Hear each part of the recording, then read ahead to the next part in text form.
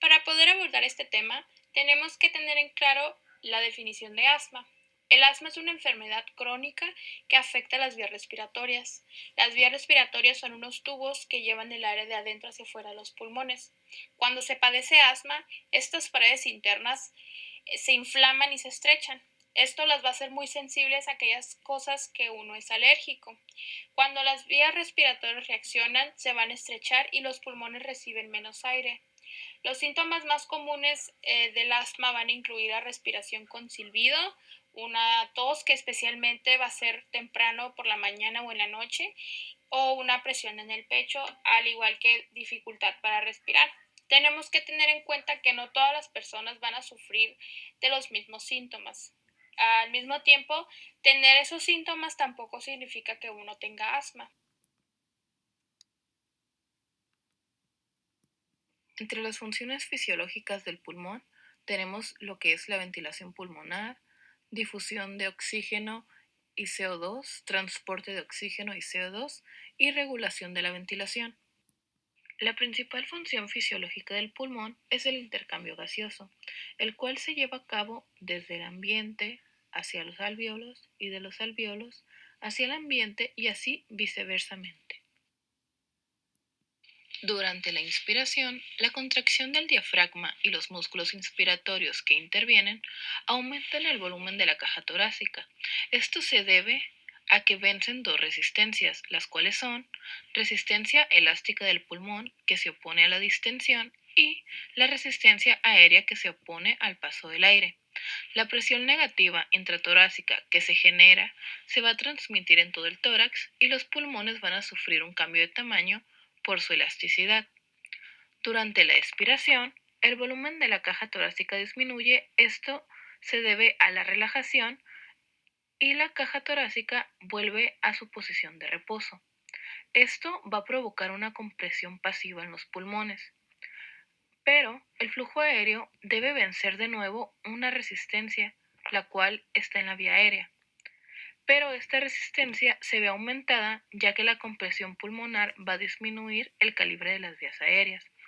Es de suma importancia tener en cuenta que cuando el volumen pulmonar es bajo, se cierran las vías aéreas periféricas y esto va a limitar el flujo respiratorio.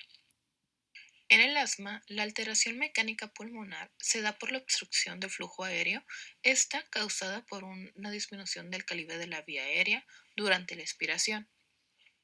Por lo regular suele ser episódica, parcial o completamente reversible de forma espontánea o con algún tratamiento. La obstrucción puede ocurrir en cualquier nivel del árbol traqueobronquial. La vía aérea periférica suele ser el principal sitio de obstrucción. En la fisiopatología del asma, varios factores son los que contribuyen al estrechamiento de la vía aérea. La principal es la broncoconstricción de la musculatura lisa bronquial, que ocurre en respuesta a múltiples mediadores y neurotransmisores. En gran medida es reversible mediante la acción de fármacos broncodilatadores. También existe edema en las vías aéreas, esto debido al aumento de las extravasaciones microvasculares en respuesta a los mediadores de la inflamación. Esto puede presentarse especialmente durante un episodio agudo. También ocurre un engrosamiento de las paredes de los bronquios. Esto ocurre por los cambios estructurales que denominamos remodelamiento. Puede ser importante cuando la enfermedad es más grave y no regresa totalmente al tratamiento habitual. También se puede llegar a presentar hipersecreción mucosa, que ocasiona obstrucción de la luz bronquial debido al aumento de la secreción y a exudados inflamatorios. En el asma, el diámetro bronquial tiende a disminuir en la inspiración y mucho más en la expiración. Esto se debe al colapso de los bronquiolos durante el esfuerzo respiratorio que comprime su exterior.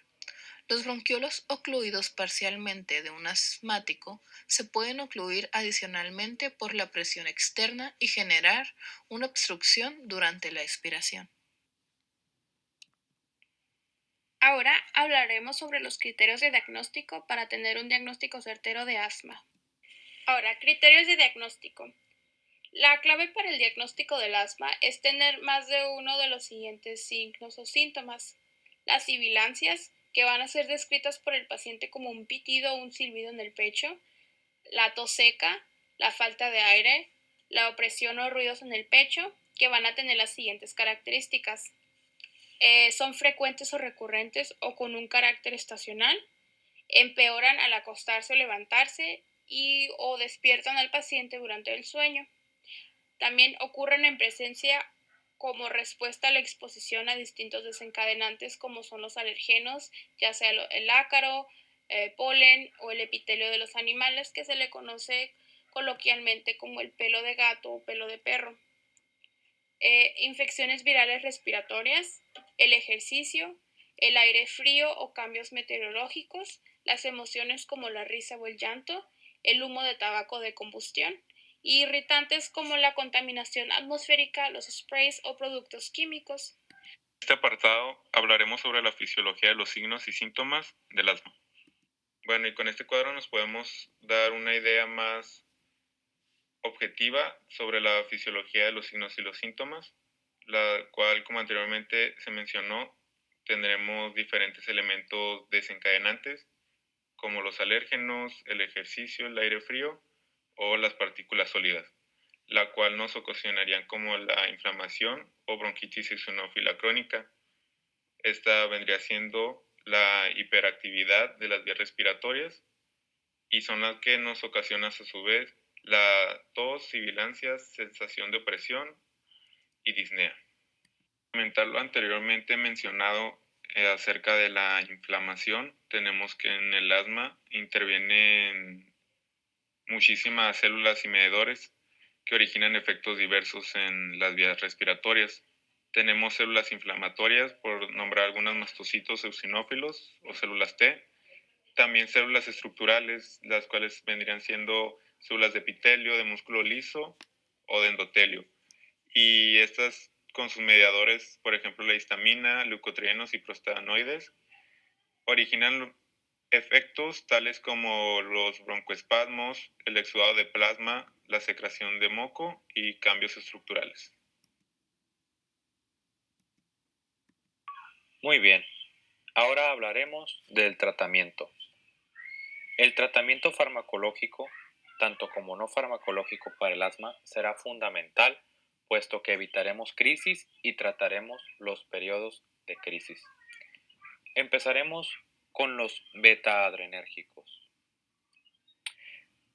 Un beta-adrenérgico tiene efecto en el tono bronquial, donde junto con los antagonistas muscarínicos y teofilina mediarán la broncoconstricción, ocasionando una broncodilatación y mejorando la clínica de nuestro paciente. Como segundo familia tenemos los inhibidores de leucotrienos. Actúan antagonizando selectivamente los receptores de péptidoleucotrienos en las vías respiratorias, reduciendo la broncoconstricción. Como tercera familia tenemos los corticosteroides. Estas son hormonas naturales que previenen o suprimen la inflamación y la respuesta inmune. Como cuarta familia tenemos a los anticolinérgicos. Bloquean de forma competitiva el efecto de la acetilcolina sobre los receptores de la musculatura lisa del árbol bronquial, produciendo broncodilatación. Y por último tenemos a las metilxantinas, cuya función será la relajación del músculo liso, específicamente en los bronquios, debido a que esta es estimulante del sistema nervioso central, así como del músculo cardíaco. Y como podemos observar, tenemos a fármacos modelo. El fármaco modelo de los beta-adrenérgicos será salbutamol. El fármaco modelo de los inhibidores de leucotrienos será montelukast. Los fármacos modelos de corticosteroides o corticoides será betametasona, beclometasona y prednisona. El fármaco modelo de los anticolinérgicos será bromuro de ipratropio. Y por último, el fármaco modelo de las metilxantinas será aminofilina. Muy bien, ahora hablaremos del tratamiento con sus fármacos modelos. Como primera opción tenemos al salbutamol. Encontramos que este es un broncodilatador beta 2 agonista utilizado para el tratamiento de crisis asmáticas. Provoca dilatación del músculo bronquial y previene el broncoespasmo severo ocasionado por bronquitis aguda. También es utilizado para el manejo del broncoespasmo crónico que no responde a la terapia convencional. Se metaboliza a nivel hepático formando metabolitos inactivos. Como sus efectos secundarios tendremos nerviosismo, temblores, cefalea, irritación nasal o de garganta puede ser también, mialgias, y tendremos unos efectos secundarios más graves, pero tienden a ser menos comunes. Incluyen taquicardia o sensación de agitación y también palpitaciones. Como segundo fármaco tenemos a la betametasona. Esta inhibe la inmigración de los neutrófilos a las áreas de inflamación, disminuye la permeabilidad capilar, el edema y la acumulación de mastocitos en sitios de inflamación con reducción de la liberación de histamina, y esta evita la vasodilatación. La betametasona es metabolizada tópicamente localmente en la piel, mientras que también la betametasona sistémica se metaboliza en el hígado, produciendo metabolitos inactivos. Como efectos adversos tendremos un síndrome de Cushing, hiperglucemias, glucosurias, hipertensión, edema, osteoporosis y hipertiroidismo. Como tercer fármaco tenemos al montelukast.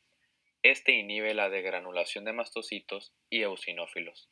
Es responsable de inhibir la respuesta alérgica lenta, mejora los signos y los síntomas del asma, inhibiendo las acciones fisiológicas de LTD4, específicamente en el receptor CIST-LT1.